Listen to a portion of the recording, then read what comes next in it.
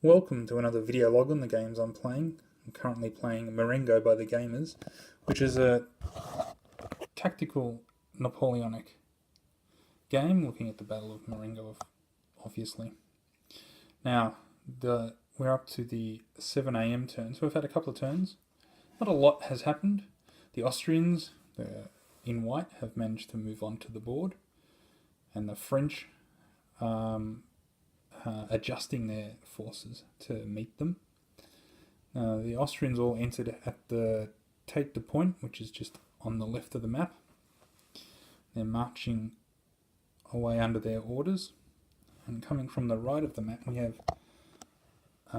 some cavalry who have been tasked with joining Victor's HQ here. That's Murray coming up to here and then waiting further orders, and back a bit further we have Lanes's corps, which has been sent up here to the Castel Siriolo. On the Austrian side, the Austrians, this is all the Austrian forces, they won't be getting any more. This is what they'll be fighting the battle with. Over here we've got the advanced part of the right wing under O'Reilly, the lovely Austrian surname there. He's being tasked with following this road down here and capturing the Stortigliona, sorry about that, crossing the bridge and then supporting the attack on Marengo up here. He's only got one infantry division, one cavalry division and one battery of guns. He's got to fight through 2 infantry divisions, so he may not be able to achieve that. His cavalry here, which is blown just over here, they charged the guns here, inflicted some losses, but also had some losses inflicted on them and have been wrecked. So O'Reilly's one brigade closer to being a wrecked division, which severely limits what he can do. Over here we've got Fremont, Haddock and Came. They're all moving past Petrobona and they're looking to attack into Marengo here. Behind them we've got Morzen and Elsnitz. They're tasked with actually forming up on Petrobona, so they're gonna try and move these troops out of there. Both Morzen and Fremont have taken some losses through artillery fire. There's been a little bit of artillery fire from this gun here and from these ones over there, and they were shaken, but they've lost that morale status. They've lost some stragglers and taken some infantry losses. Now, if they weren't anywhere near enemy troops and they hadn't moved and they were back a little bit, they'd be able to recover some of those stragglers. Something that might happen later on in the battle. Built their strength back up as they sort of reorganise. I'm hoping to do that with the cavalry here, which will then get them below their wrecked level and they'll be able to get back into the fight.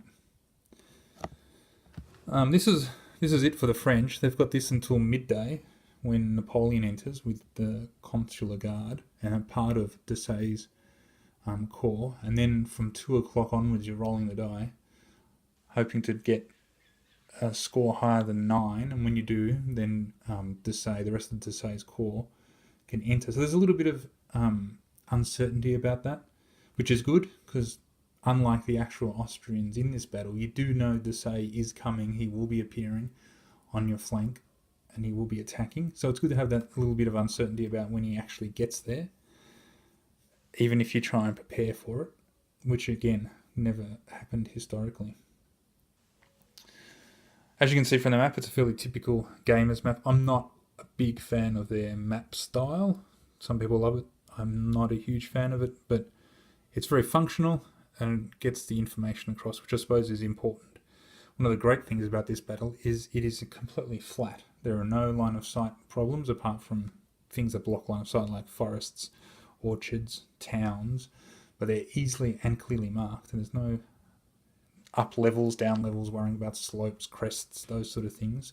It's quite easy to work out what your artillery can see and what they can fire at, what's within their range.